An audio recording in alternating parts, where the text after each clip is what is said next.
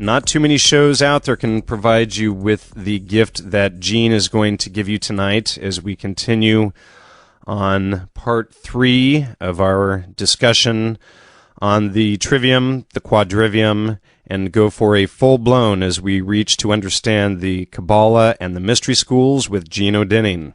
Before you continue with this episode, I highly recommend you go back and listen to episodes number 49 and 50 as a prerequisite to this show. Gene, welcome back to Gnostic Media's podcast for your third time in a row back now. How are you doing today? Well, I'm doing well. It does seem like old home week here. So. Yeah, well, we just keep getting deeper and deeper into this whole subject, and there's just so much to cover. It seems that it's almost irrelevant to cover anything else until we cover this topic thoroughly first. So, I really think that everybody needs to get this before we even bother with everything else that's out there. Well, these topics are universal, particularly the trivium. It's so easily applied to just about any concern that humanity has had. And then, of course, the subject matters of that which surrounds us, the topics in the quadrivium, being that they're so nicely tied in and integrated to a symbol system, the symbol of number. We can start from the universal and start in the trivium, and then start to get a tighter focus with the quadrivium. And tonight, I think we'll be able to close a circle of sorts. And of course, this is the least known of the topics, but it's some of the knowledge that was held by what were called the mystery schools, and these were the temple religions that were built up, mostly in what would become cities. So this is opposed, in a sense, to shamanism. Of course, proto-civilization, just the period of time before temple religion started up, we did have the tribal type organization, and it was as that became more focused that the temples were built up as stores of knowledge, and then the cities more or less naturally came about from them. And so this is going to be our focus today, just about how cities were built up around these temples, what area of the world this occurred, and we can, as we mentioned in our last interview, how they moved westward, and essentially they've circled the globe. So you and I have decided that we're going to make this your first interactive interview, and there's a website that we can all go to if we have our computers on and ready.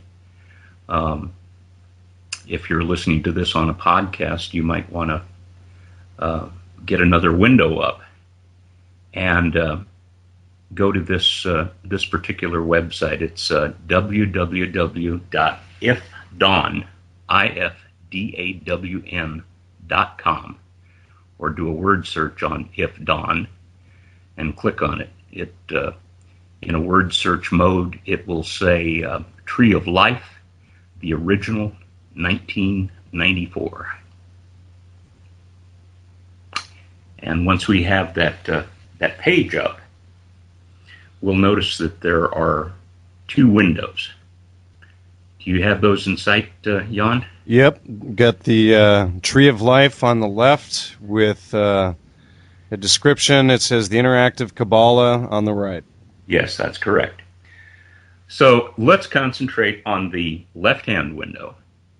And we see a diagram over there made up of 10 spheres, and they're connected with 22 connectors. Later we'll see that this has been brought forth in the modern day mostly through the Hebrew tradition. I think a lot of New Age stuff out there uses some of that too as well, don't they? Yes, they do. It's a very universal subject, um, and very useful, as we'll see. I'm just trying to establish the antiquity of it. It does go farther back in time than the Hebrew tradition. It's just brought forth in its most refined manner by the Hebrew tradition. And let me ask you one thing, Gene. What do we say to people with regards to the trivium and what we've learned over the last couple of weeks about people who will say that anyone who is studying the Kabbalah is a Satan worshiper or something of that sort? Well, I've actually spoken to some acquaintances and friends who are of the Hebrew tradition and think that it's a demonic study. And the only thing that I can say is whenever there's a particular system that seems to be insightful, there is an element out there that doesn't want you to look into it. And psychedelics is one of those, for example. And it's usually people that make up, or the people that attack things like that are usually the people that are the least read or educated on those subjects as well. Well, that's a categorical statement that I couldn't make, but yeah, we might be able to make that generalization. Using the trivium. There you go. There we go. We'll see where the trivium is on this, the tree of life on the left-hand side of the screen. We see that there are 10 spheres. Now, let's notice that they have colors. The one at the very top is white, which of course contains all colors. And then we come down to the left-hand side of the screen is black, which is no color. And then the mixture of the two would be gray. And notice that that's in a chevron pattern. Those three spheres are in a chevron pattern.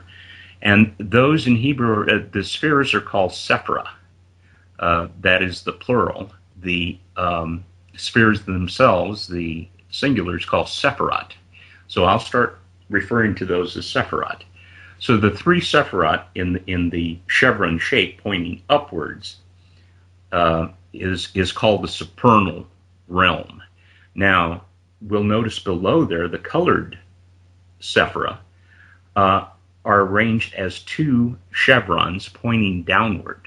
The red, yellow, and blue constitutes one chevron. The orange, violet, and green constitutes another chevron. And finally, we have the what looks like an Earth globe at the very bottom, and in fact, that is what it represents. But first, I want to show how this can be used as a system, as a mnemonic for just about anything. I'm going to ask that you try a little mental experiment right now, and hold a 5-sided figure in your head, a pentagon, and you'll see that that's very easy to do. A lot of times we'll see the pentagon shown on television, but that 5-sided figure is very easy for the mind's eye to hold. Now, let's go to a 100-sided figure. Try to hold a 100-sided geometric figure in your head. And of course you can't. So let's make it 10 times easier. And let's come back down to a geometric figure that's a decahedron, that's a 10-sided figure. And of course, having tried to do this a number of times myself, I know it can't be done. A pentagon seems to be the geometric figure, the largest geometric figure, the one with the most sides that we can hold in our head. Now, we're also known to be able to hold about 7 items in our memory at one time. That's why telephone numbers used before we had the introduction of area codes. Telephone numbers were always about 7 numbers long, and it's because most people could hold that in their head. Now, with a little practice, if we look at these chevrons over here, we've got one chevron pointing up made of 3 sephira, then 2 chevrons pointing down made of 3 sephira each. You can easily hold 9 in your head. Just think of 1 chevron pointing upwards, 2 pointing down, and 9 is suddenly in your head. You can hold that as a mental image. And of course, you just add 1 to the bottom, and now you have 10. So after the show, just try to hold that image in your head. And with a little bit of practice, with a couple of days' practice, you'll be able to assign whatever you want to remember in your head. You can assign a grocery list, or you can assign a number. Just assign one item to each one of those. And within a week, you'll find that you'll easily be able to hold in your memory 10 separate items. So this is one use of this tree of knowledge. The tree of life. It's a very practical application. It has many applications that are just simply held like this. Now, the 22 connections there are each noted, as we'll soon see, as being one of the 22 letters of the Hebrew alphabet. The Hebrew alphabet does not have vowels. The first alphabet to include vowels and was considered the first complete Western alphabet was the Greek alphabet. And they took their consonant alphabet from the Hebrew. But as we'll soon see, the spheres themselves are called inactive. They're non-dynamic comparisons, whereas the connections are called dynamic. So there are actions that occur within those connections, and we'll return to that in just a moment. Let's get back to the colors. From the supernal realm, the white, black, and gray, we'll come down to the first chevron pointing downward, and we'll notice that those 3 are the primary colors: red, yellow, and blue. So already we have light and color being broken up in a very practical manner. Now, below the primary colors, if you look at red and yellow, just below the red is orange. So that's the first of the secondary colors. You mix red and yellow, you get orange. Below the blue separate, you see green. Mix blue and yellow, and you get green. And then, of course, you mix the 3 colors above the violet. That's what gives you violet. It's mixing all of the secondary colors to give you the tertiary color, the 3rd level color of violet. And then down below, what looks like a sphere of the world with a cloud cover, oftentimes that's shown as brown, which is another tertiary color. It's the mixture of all the primary, secondary, and violet in it. But this refers to another mnemonic process that we'll show in just a moment. That's supposed to represent all colors as they show up on Earth. That is, individually. So I've done a little bit of painting, and this is the way I set up my palette, because it's so easy to distinguish the secondary and tertiary colors. You'll find this a little bit handier than what a lot of artists use, which is a color wheel. So let's now go over to the Kabbalah overview. If we look at the very bottom of the tree of life, at the very bottom of the diagram, we'll see listed down there Kabbalah overview. There's Kabbalah home on the left, Java in the middle, Kabbalah overview on the right. If we put our cursor on there and click once. Okay, so Kabbalah overview. Yes. Now, the right-hand side window now says the interactive Kabbalah, and then overview right below that. Correct. Okay. Let's scroll down slightly to the next diagram on this page. You can review the text at your leisure when you come back to this site. You'll find it quite useful. Very entertaining, in fact. Now, we have another tree of life with a few more added features to it. Now, the first thing we notice is there are no colors, but we still have the numbering. We have numbering systems up there now. 1, 2, 3, of course, 4, 5, 6, 7, 8, 9, and the one at the bottom is 10. Now, each one of these has the alchemical, each one of these Sephiroth has an alchemical symbol for the planets.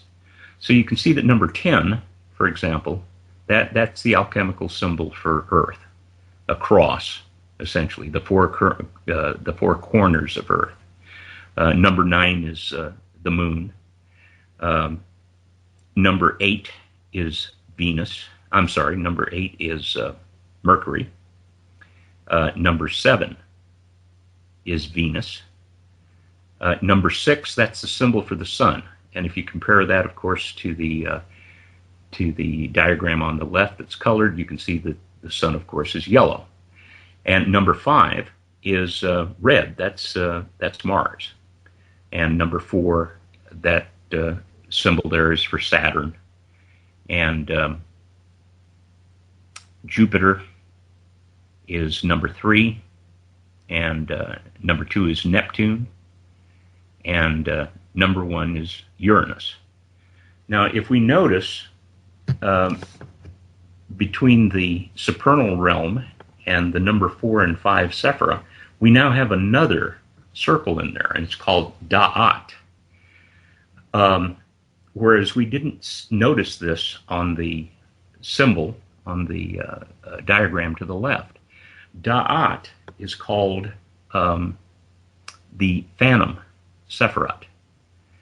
And that'll come into an important that'll come into play in an important way shortly.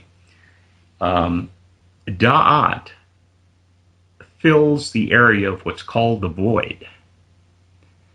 Now, if we look at the diagram on the left, we'll see clearly that void. When we next go to the symbol on the left and click down below on the right-hand side where it says Reveal. Have you clicked on it? Yep, reveal underneath the main tree diagram in the left panel. Yes. At the bottom. Exactly.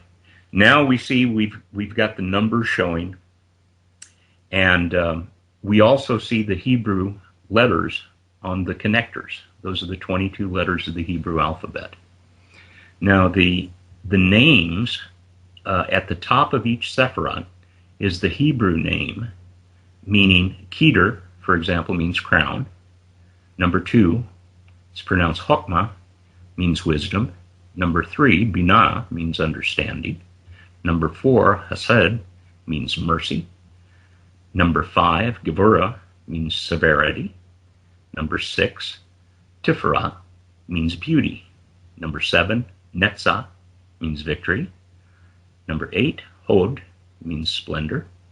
Number 9, Isad, means foundation. And Malkut, number 10, means world. So this is actually the law of duality that we're looking at. The number 1, Keter, the crown, that is the heavens. And number 10, the world, is the earth. So everything that's in between is the one story that's been told over and over again. It's the story of the universe. It's the story of life on earth. It's a story of life in the heavens. It's a story of actions through time immemorial. or at least since the world was formed, I should say. Um, but what we're actually seeing here, even though we're on a vertical plane, we have these sephira set up on a vertical plane. We're actually looking at the two aspects of unity, of the heavens and earth. So as we get into the study of Kabbalah, we'll see that Keter, number 1, is said to be the same as number 10, the world. And all the actions and entities that are within the two spheres will have certain characteristics to them, which we'll cover in just a moment. Now, what I wanted to show is, if you notice the supernal sephira, the black, the gray, and the white, look at number 3. It says understanding. And look at number 2. It says wisdom. Now, this might lead us to notice something. If you remember, da'at over here, I may not have mentioned it, but da'at means knowledge. So here's the trivium. If you put the phantom sephira up there, we have knowledge, understanding, and wisdom.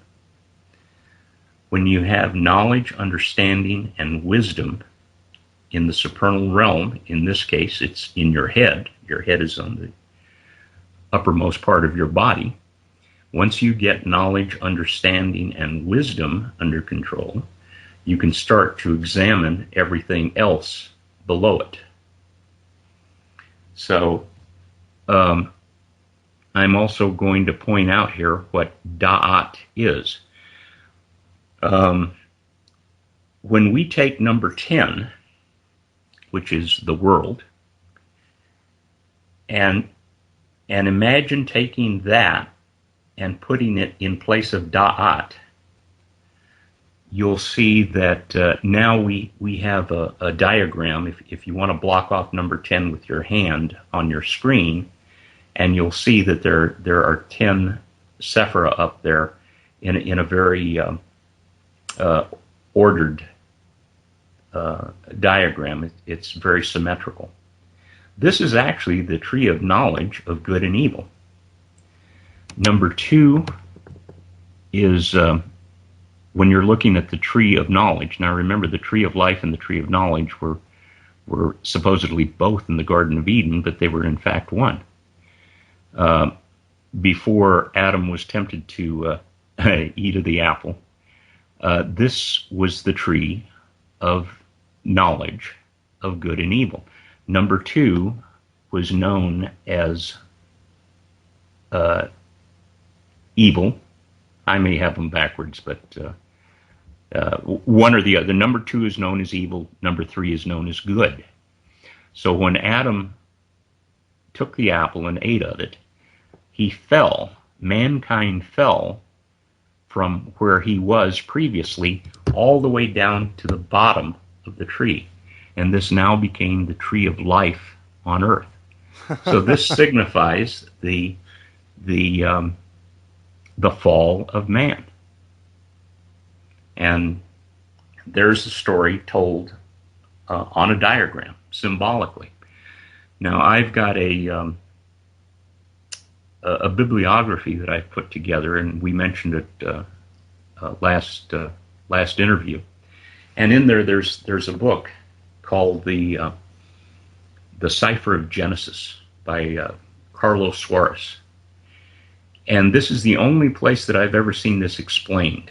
You can buy it off the internet. Amazon carries the book, but it's a wonderful book to explain some of these aspects that I've never seen anyplace else. For example, the tree of knowledge and the tree of life. They are the same, and da'at is where we have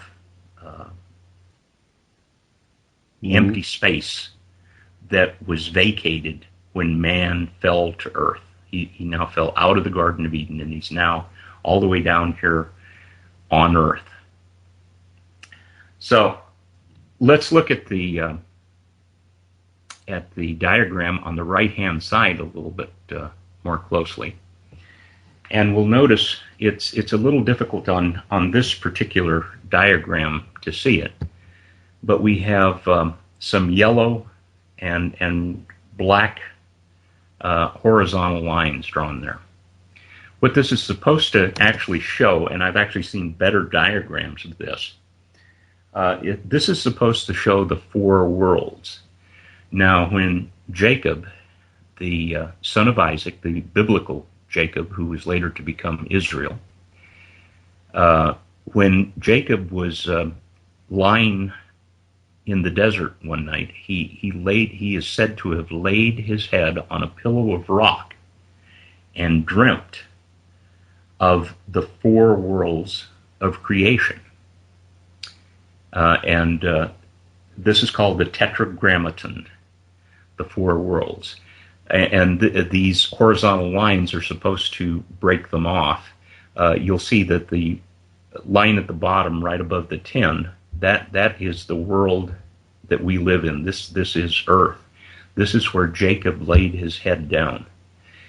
And he started to dream from the top down. He started to have a dream of God. So he started at the crown, at Keter. And his dream was that this was all there was before there was anything, which was, of course, the heavenly realm. Now,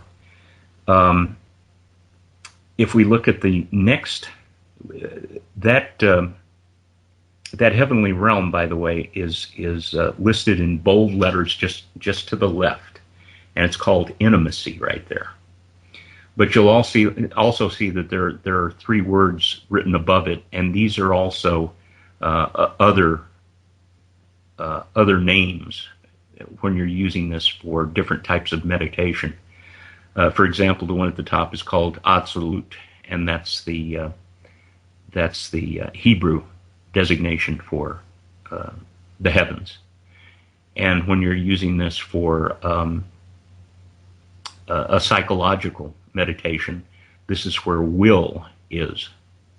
Now, the next one down, called emanation, is the one that's usually shown most often, and this is where God emanates from. He first emanates the heavens. So we come down to the next one, and it's called the world of creation. And the one in the word in bold print there is usually the one that you see in this realm, the second world down, which is the world of creation. Now, this is when we're, if you look at the words right above it, Bria is the Hebrew designation. Creative refers to a psychological meditation. So will was at the very top. Now we're down to being creative. This is also the realm of imagination. And of course, creation. Now, creation in this regard is not the manifestation. It is not taking the idea and making an artifact. Creation is really the first inklings of an idea. First, there was a calling up here for God to create something. When he comes down into the second world, he's starting to put it together in his own mind what it is that he wants to create. So now the third world down, it's called the world of formation. That's in the bold print there. Right. And let's start at the very top there where it says Yitzra, and that's the Hebrew designation. Now this is where physical manifestation, the next one down, this is actually out of place on this particular glyph. Physical manifestation and action are actually the fourth world. This is a mistake on this particular diagram. The only words that match up here are Itzra and formation.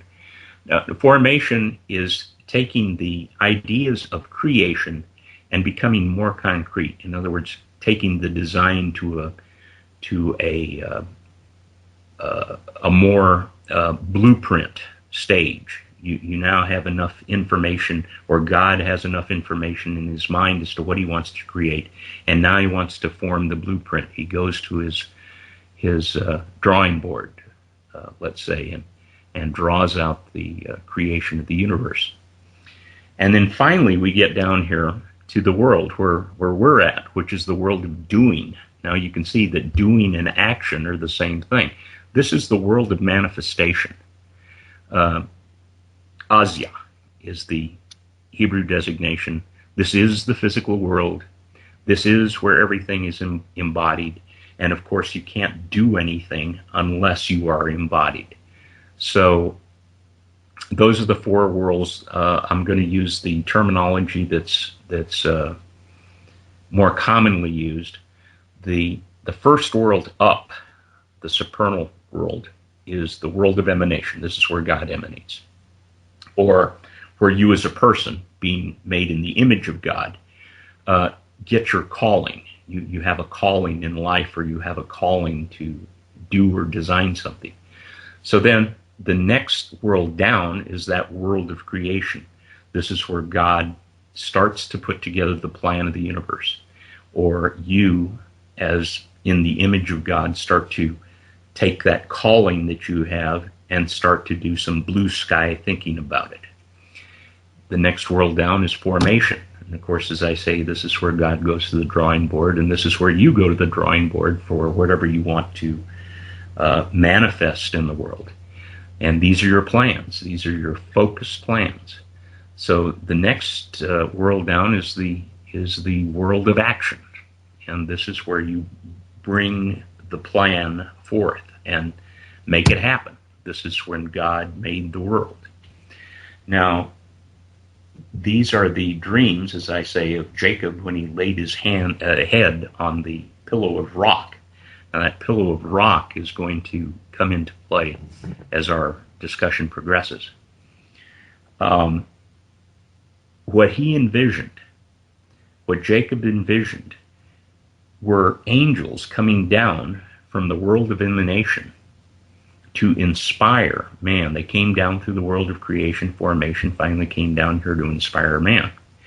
And man could ask of the angels, could pray to the angels for answers. And he saw angels going back up through these worlds, through the world in the other direction, in the world of formation, creation, and finally back up to the world of emanation.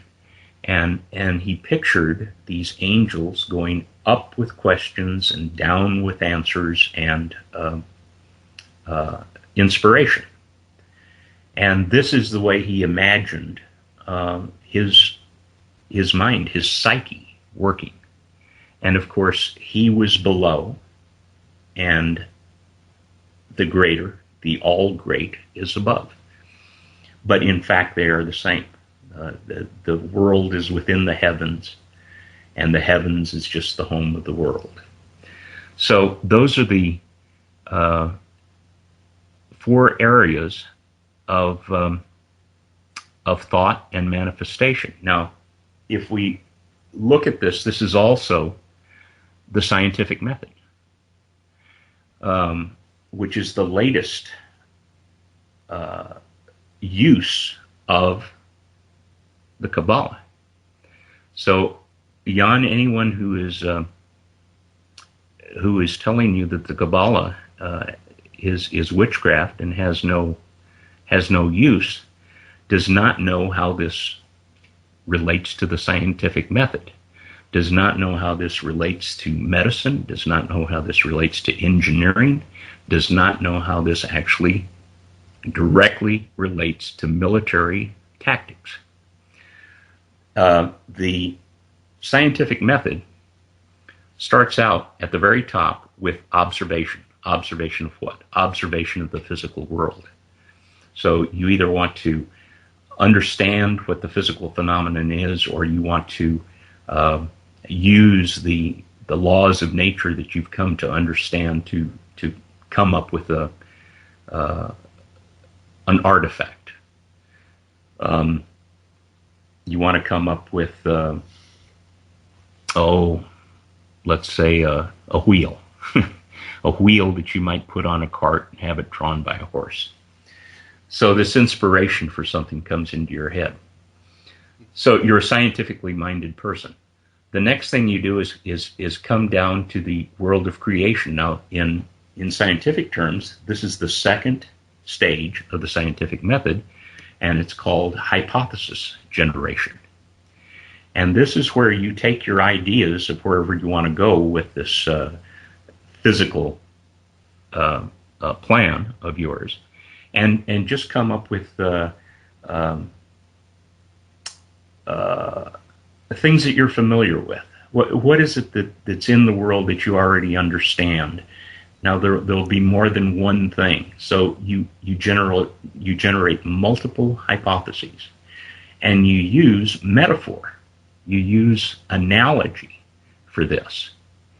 So this is called, in other disciplines, this is called blue sky thinking. This idea of generating hypotheses. And a hypothesis is an attempt at an answer. It's not yet formulated into an answer. It's just an attempt. So we now have our family of hypotheses. Our blue sky thinking is complete. And we understand that we're complete with our hypotheses because we're going to take the most likely one of those, and from that go to the next level down on the in the scientific method, called extrapolation. So in extrapolation, we're taking the most likely hypothesis and refining it. We're refining our hypothesis by just thinking about it. How do we mesh the ideas that are within this hypothesis? How do we refine it? So we extrapolate more phenomena into this plan. Now, we're still dealing with a mental plan. Well, we're extrapolating to do what? We're extrapolating to design an experiment. We're using head thinking to design an experiment. And when we've thought that through, we come to the next world down, or the next step down in the scientific method, which is called experimentation. So we've designed our experiment, and now we perform that experiment in the physical world. And of course, if it's successful, we want to repeat it, and we want to get to the point that our extrapolation is worded such that other parties, other people can also repeat this. So we want a repeatable experiment. Now, of course, if we come down to the area of experimentation, or the area of action, which is here in the lower world of the tetragrammaton, and it doesn't work, then of course we start to go back up. We go back up to the world of formation and see if we can extrapolate more characteristics in order to get this to act as we wish next time we experiment. Or if we decide that we don't have a well-defined extrapolation, we'll go back up to blue sky thinking, or generate some more hypotheses. And then up and down, just exactly as Jacob, with his head on the rock, pictured it. The angels are going up and down between these various worlds. So there we are in the Kabbalah. We call it the world of emanation, the heavenly world, which is the real world, the world of creation, which is the mental world. This is where planning is done. The next world down is the world of formation. Now we're still in the mental world. We're just more refined in our in our thinking. And finally, back down to the real world, which is earthly. But you can see that earth and the heavens are still the same. So we're going from reality to a mental process, to a refined mental process, and back to reality. Now, if we look at the scientific method, we see that what's our first step? Observation. Observation of what? Observation of reality. Next step down, hypothesis formation. Completely mental exercise. Next one down, extrapolate from hypothesis. This is a mental exercise that leads us to what? To a design of an experiment. Now we go back to reality for the experiment. So we can see that the process is exactly the same between the Tetragrammaton in Kabbalah and the scientific method. Reality, mentality, mentality, reality. In medicine, the process is the physician first examines the patient to see what his symptoms are. His second step down is to diagnose from the symptoms what may those symptoms be. What do those symptoms fit? What malady do they fit? And the next step down is prognosis, which is where he designs from what he's decided from the diagnosis should be done. How should it be treated? Will it be a surgical procedure, or will it be drug therapy? And also at this stage, he tries to prognosticate as to what the efficacy of this treatment will be. So he makes a prediction as to how the patient should react. Now, that's also a mental exercise. When he's prognosticating, it's a mental exercise, and finally he comes down to treatment. So he comes down into the real world. So it's examination in the real world, diagnose in mentality, prognose in mentality, treat in reality. In engineering, same thing as in the scientific method. You observe in reality. You come up with an inspiration. The second stage down in engineering is blue sky thinking. What is it that you're trying to create, and how can you create it? The next stage down is literally the blueprint stage in engineering. This is where engineers sit down at their computer or their drafting table and come up with the most likely of their blue sky plans to design it on the computer or the designing table. And finally, back down to reality to manufacture or to produce a prototype. So it's exactly the same thing. In military tactics, it's expressed in time. Now, tactics are short-term battlefield actions. They're not strategic, in other words. So a commander will observe the battlefield.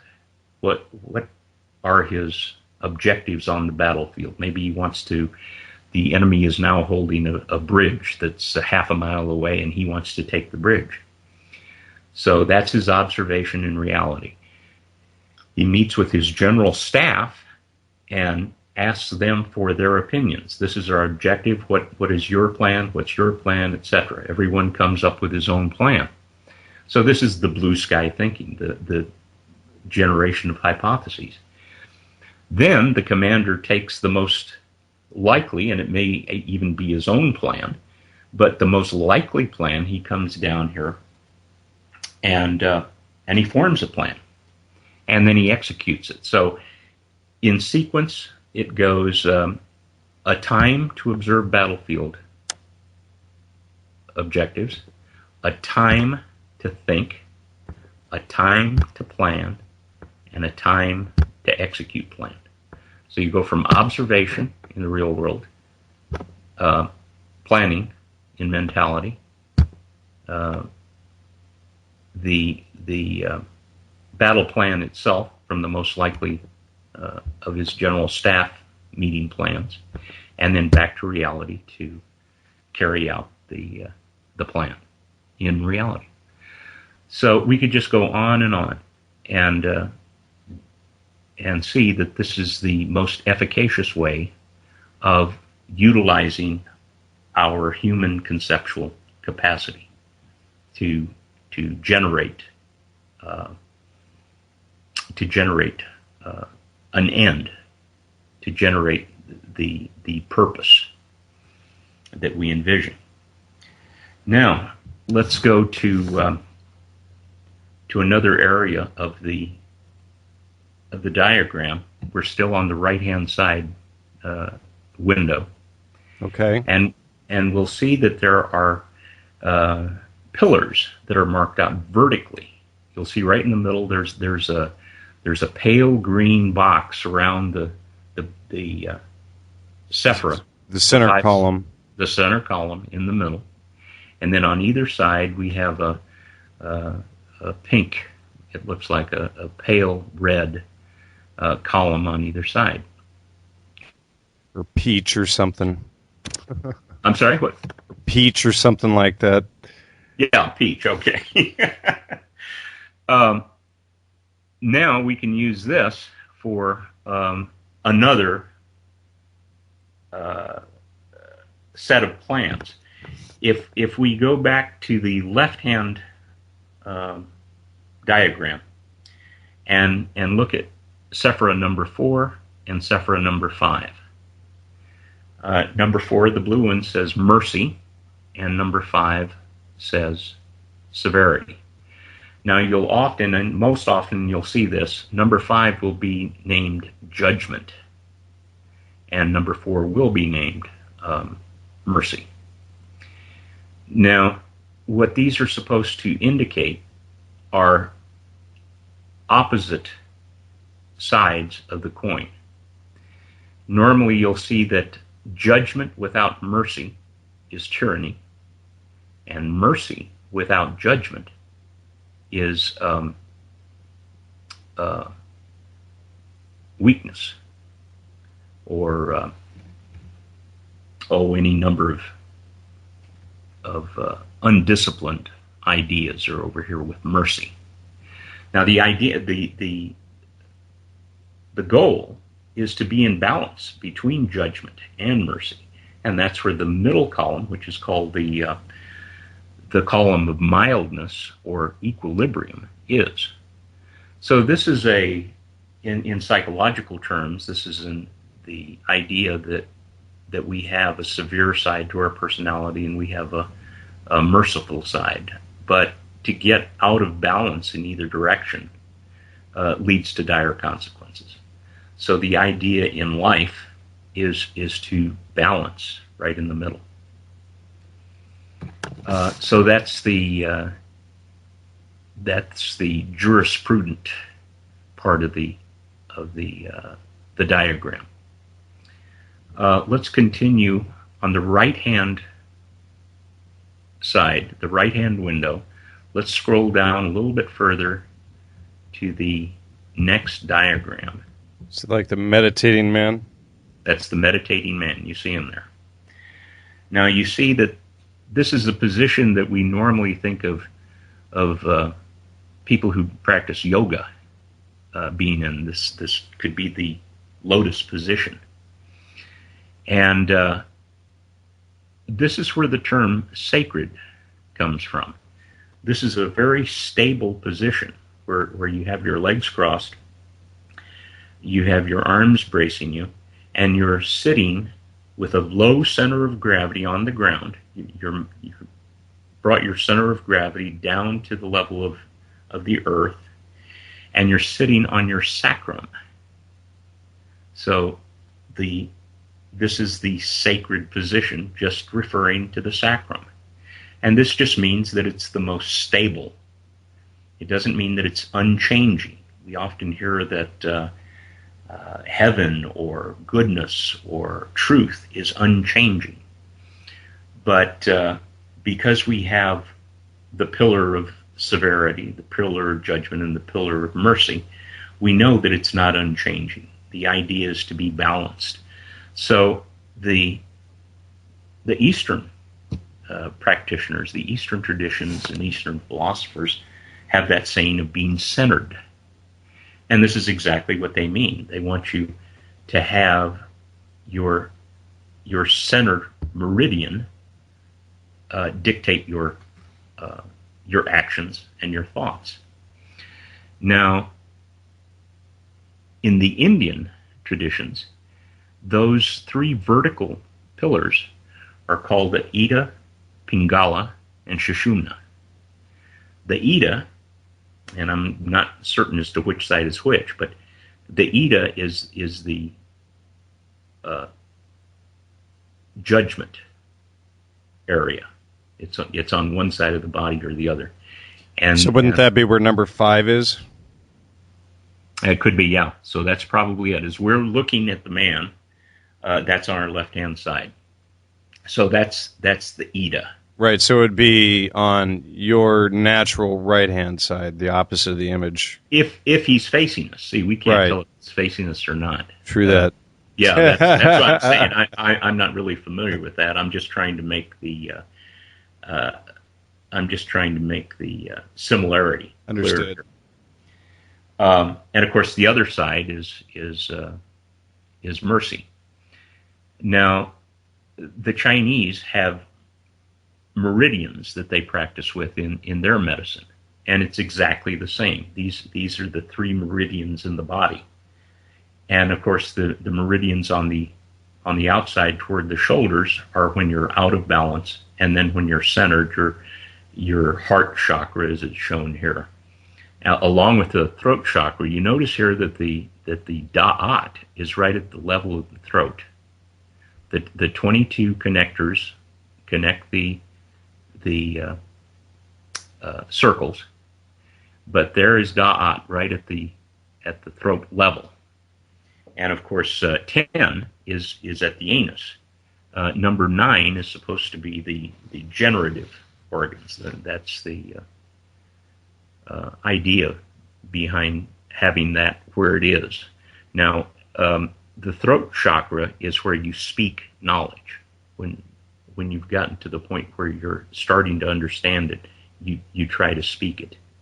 And then, of course, you go up to number 3, which is understanding, and number 2 is when you can wisely think and speak and write. But at any rate, in Indian medicine, they break up these meridians even more finely than the Chinese with their 3 meridians.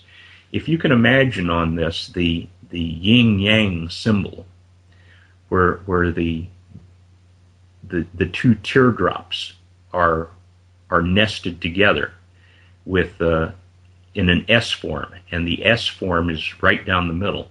So if you put the yin-yang symbol just imaginatively on top of this with the black teardrop on one side and the white teardrop on the other, and the S separation, the S-shaped separation right down the middle, you've got exactly the same idea. Yang is the male, that is the active force. Yin is the female, that is the passive force. And of course, they can both be out of balance. And then the S shape right down the middle is balance, or what's called Tao. That is the way, that's the path. Now, the interesting thing about the yin-yang symbol is you can start to turn it on its axis. And imagine turning the black side up. The yang side is now pointing upward. Well, now you can see that the path, the way, the Tao, is now out of balance. And we're in that situation right now in the world. We have a very paternal orientation in the world, a very dominating, active situation going on. So if we look at the yin-yang, the yang, there's such a thing as a thing called the yang of the yang, and that's when the black is up top, and the Tao, the middle, is now going on the horizontal plane, And yin, we now have the yin of the yin. So the yang is on top and the yin is on the bottom as you look at it vertically. And as we start to turn, the yang is now starting to balance as this thing turns and the Tao shows up as balance again. And there's such a thing as when the white starts to turn up, when the yin turns up, we're now saying that that is the yang of the yin. In other words, the yin has now become active. This is when passivity is active in the world rather than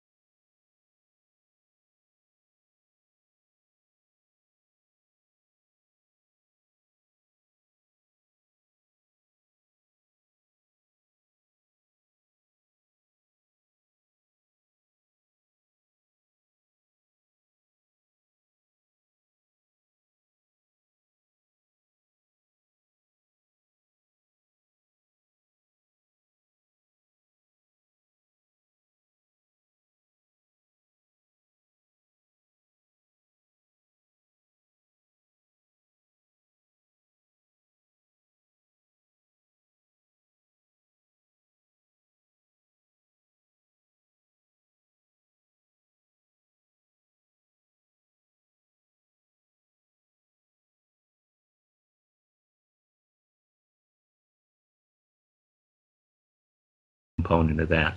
That is, if you encircle that completely, you'll have a globe. So imagine a globe being outlined or being supported by those 6 directions within the cube. And now the cube is enclosing the globe. This is what we spoke of last time, that the ancient plan is. It is to square off the globe. The square is a plan. Now, so would that be what would be more commonly called like the New World Order or something like that? yes, it would be. Okay. Yes, it would be. Now, in geometry, in what's called nowadays, what's called sacred geometry, and again, I have some books in the list of bibliography that people can ask me for via email. But there's a couple of books that relate to geometry, and in there it says that straight lines are male and curved lines are female. And so, of course, you can see that we're taking a curvature.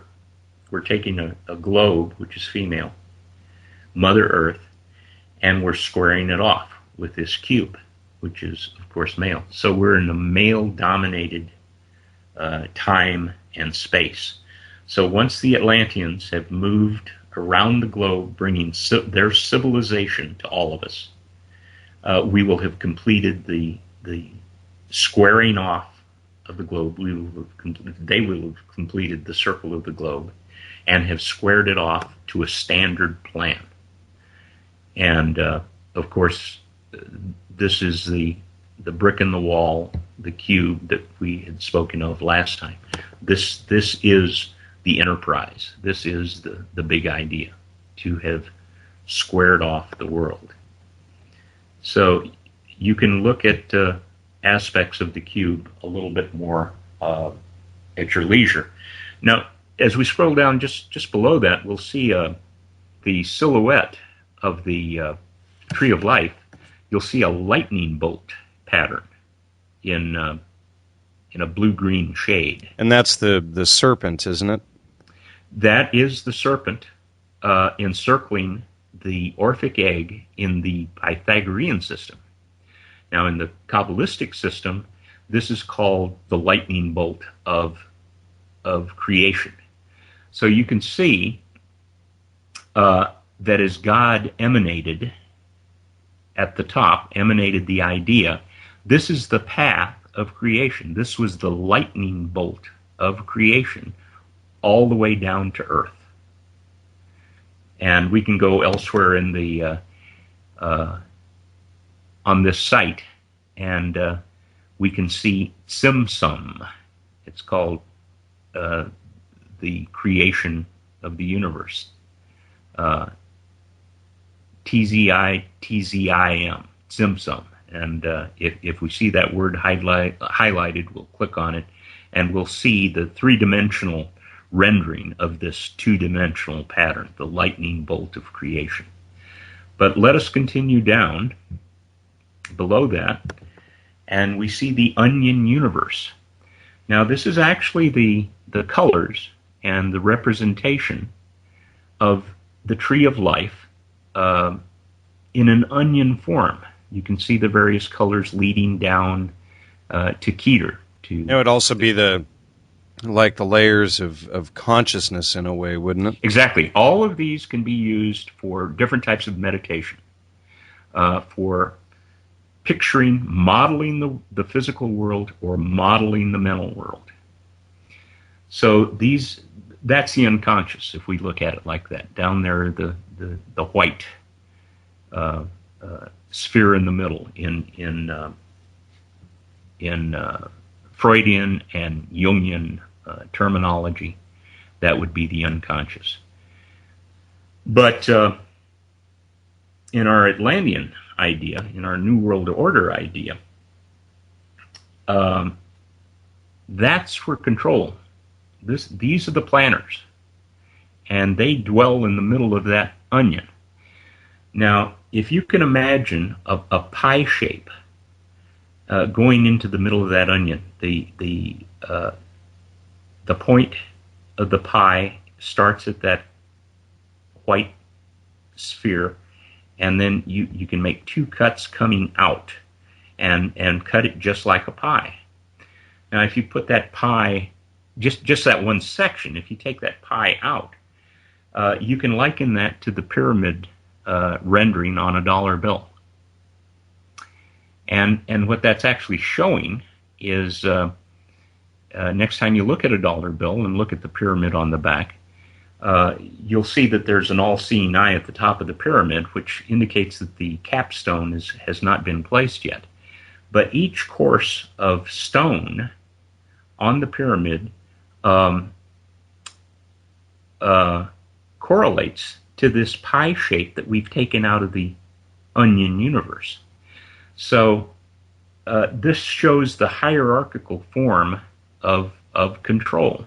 Now, going back to the dollar bill, those who are at the bottom layer, the base course of the pyramid, are the ones that we see all the time. These are the operatives in the world who don't even know what's above them.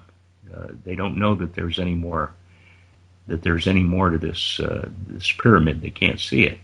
And of course, we, those of us who are not one of us, are in the desert. If you look at the dollar bill, you'll see that the pyramid is surrounded by desert, and that links to us, the uninitiated. We're just out in the desert, just as Moses took his tribe and wandered the desert for 40 years. Even though we can understand it. Well, to be honest with you, I think if you're part of the lower courses of the pyramid, you're locked in there even more solidly than we are. If you are initiated at a lower level, I think the number 4, the box in your head is more firmly planted than those of us who are out here and still can make a choice as to how we think. So I actually think we're in a better position being out here in the desert, wandering around for our 40-year span of time, than being part of the pyramid and being part of the lower pyramid. Well, I wouldn't even want to be part of the upper pyramid, because this is where you start to get more and more initiated into the mystery schools until you come to the very peak of the pyramid. And when that eye of Horus is taken off, the capstone will have been set, and the Atlanteans will have successfully circled the world and cubed it. But you'll see that the Atlanteans in that pie shape or that pyramid shape are the ones who are right in the middle. Now, there's a number of pieces on YouTube by a gentleman named Fritz Springmeier, and you right. Have you read, seen that? Well, I've read his book, the Bloodlines of the Illuminati. Okay, I haven't read the book, but I've listened to a couple of his lectures. Okay, and he's actually the one that described the pyramid, but he never made connection to the onion universe. Right. Well, he's unfortunately he's extremely biased, and he sees anybody who talks about this stuff as Satan worshippers, as he makes clear in his book. So. Oh, okay. That would he's unfortunately shut himself off to understanding the rest of the mystery.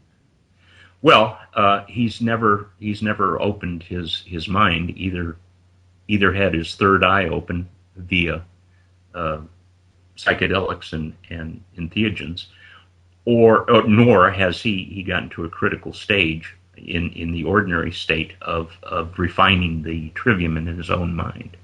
And that's why he can't see beyond where he is. Now, this is a basic tendency in humanity. You know, humanity. One of our strong traits is that we want to know. It doesn't matter what we want to know, and if we start to know before we start to train our minds to see, we get stuck in knowing. Going back to my old mentor, another one of his little pearls was he said, Gene, find the people who are seeking the truth, but run from the people who have found it. So you can see how many shortcuts this man gave me at a very impressionable age.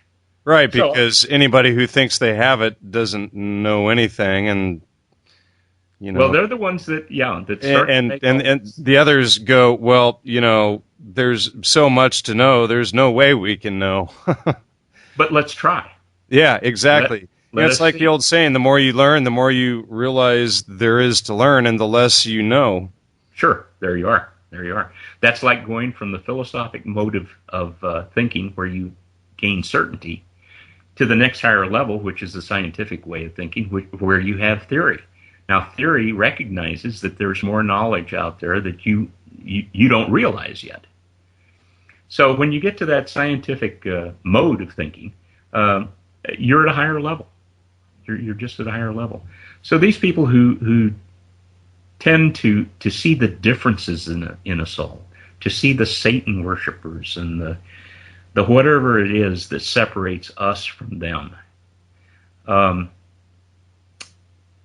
Well, what can I say? They found the answer, and that's just one of the characteristics that we have. Right. That once we get an answer, we're satisfied, and now we can be kept running around the rest of our lives in the minutia of a book, so that we can make sense of the answer. Right, and that's, and so many people have latched on to that same concept that Springmeier, puts out there, that, that it's all about devil worship. And I come across it online all the time, and people have attacked Allegro's work, saying, well, he's working for the Rockefellers, and he was one of them, and all of this stuff, and they've never studied his work. They don't know anything about what he was doing, and they certainly don't know this. So, it's just amazing how much time people will invest into what they think they know instead of questioning what they don't know. Well, we've been conditioned in our civilized society. We've been conditioned not to look. But as we can see, it's just all around us. It's in literature. It's now on the internet. It's so easy to use the internet as an adjunct to your own brain. But you do have to get to that point where you're a seeker rather than a knower. The Rockefellers. This is a good segue into closing the conversation about where we started with Jacob. Jacob laid his head on a pillow of rock. The Rockefeller, which of course has to be an affected name, the Fellow of the Rock, St. Peter, upon this rock I will build this church. The Philosopher's Stone, which is in alchemy. The Temple Mount, the rock from which Muhammad traveled that one night on his steed, named Barak, by the way. Rode on his steed. It's a different spelling, but it's the same. Right. Yeah, and if for those interested, listen to the Alan Piper interview, and he goes into Barak. That's a very interesting connection. Is it? Yeah. But he left from the Temple Mount in Jerusalem. Now, the Temple Mount in Jerusalem is where Solomon built the temple, or is said to have built the temple. And of course, the Vatican is built on Vatican Hill on the rock, which used to be the Holy of Holies of the Roman all-male religion, No, it doesn't come to me now, but that's evidently Oh, Mithraism. Mithraism. Yeah, they always had a cave at Right. which. Okay, well, where is a cave built? It's built in a rocky place. Um, are you familiar with the story of the movie 2001? Oh Uh, yeah, Kubrick. yes. Uh, the whole first part of that movie, where the tribes of monkeys are acting out their story there. That's actually the story if you look at it closely. And I think you can actually go to YouTube and find that introduction. Right. But that's actually the story of Adam and Eve and Cain and Abel. Now, you'll see the one monkey tribe going to the. They're lazing around, by the way. We first see them. They're living the life of leisure. They're over there eating some plants, and every now and then they have a bit of meat from a fallen animal, but they're living in peace with the animals and in balance with their home. And the tribe gets up and goes to the water hole. And there's a separate tribe that's already there, and they posture and whatnot, and the other tribe moves off, and they have their water, but you can see that this is the only point of contention that they seem to have. And one night we follow the first tribe, and we see them wake up, and what's in the middle, what's in their midst, but this, they call it a monolith. Well, monolith what? It's a monolithic stone. And of course, the tribe gathers around it, and the most adventurous of them all seems to be leading the tribe over there, and he's looking closely at what it is. But what is it? It's his mate. It's his female mate that goes up and first touches the stone, the monolith, and she gets her mate and pushes him. He's the most aggressive, but she pushes him Oh, to touch the stone. just like eating the fruit. Exactly. Right. And Okay. he's touching the stone. Right. And the next thing you see him doing is he sees a carcass over there, and he's picking up a thigh bone, and he's using it to break other bones, and he realizes that this is a tool, this is an extension, and this can be used for another purpose. So next time you see them go to the water hole, the other tribe is there, and they start to posture, and the other tribe isn't moving off with any type of rapidity. So the one who has the thigh bone goes over and kills the leader of the other tribe. Now remember, Cain was the first artificer. He was the first one to use a tool. This was Cain killing his brother Abel. So the whole story of Genesis is right there.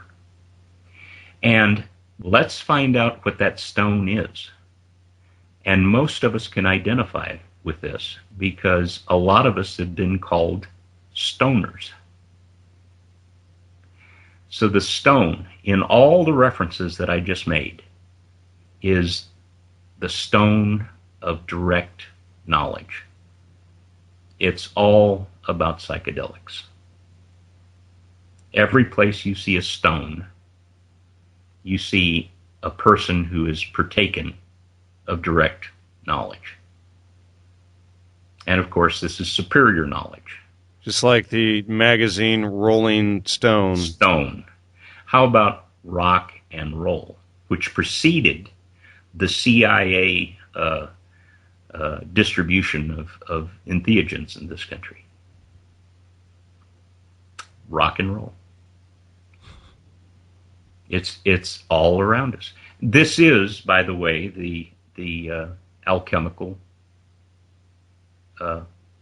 philosophic stone. The gentleman that you were mentioning earlier, who is taking the literature of alchemy literally, is essentially in the same fallacious spot as people who take the Bible literally. The Bible is a wonderful allegory, telling the one story in its own way that's always been told. The movement of the heavens being reflected on earth, the movements of the inanimate being echoed by the animate, those entities that are alive. So by starting with the trivium, you can put all of history, all of what we know of the cosmos, all of what we know of pharmacology together. It's just a matter of opening up your mind. Well, that was well said. Yeah. Well, you want me to just make one more statement, and I'll... Sure, because, I already feel like I'm having almost a full-blown trip right now. So. Well, let me just tie it up. All right. So I'll make the statement here. So now that we've hypothesized as to what the stone throughout history is, let's tie up the three-legged stool. In our ordinary states, we can open our eyes and come to a level of knowledge through the trivium. From that, we can go on to explore reality, which is what we sense around us, through the quadrivium, through the means of number. And then finally, and this is what the mystery schools were about, the stone. Once you have conditioned your mind in the ordinary state, you can now go on to direct experience and actually get benefit out of it. Take your mind to the next level through direct knowledge. Now, it's often been said that God created time, so everything didn't happen all at once. But those of us who have been to a deep level of a psychedelic or an entheogenic state know that everything does pretty much happen at once. And the real work comes after you come back from that journey, back from that trip, where everything happened in a very compressed space and time. And the real work begins by circling back to the trivium and the quadrivium to understand and to utilize what your insights have been. So there's the tour of the mystery schools through those three modes. And I think that pretty much covers our journey here. And quite a journey it's been, to say the least. So thank you for that. Well, thank you, Jan. All right. And this concludes Gnostic Media Research and Publishing's podcast number, what the heck is it, 51? 51. And Gene, this has been quite the gift, and I'm sure everybody who's sat in for the ride with us on the way here is about where I'm at. so well, it's been a real pleasure, John, and I think this was the forum in which I could express this to a receptive audience. Right. Well, I would agree with that. So thank you. Thank you.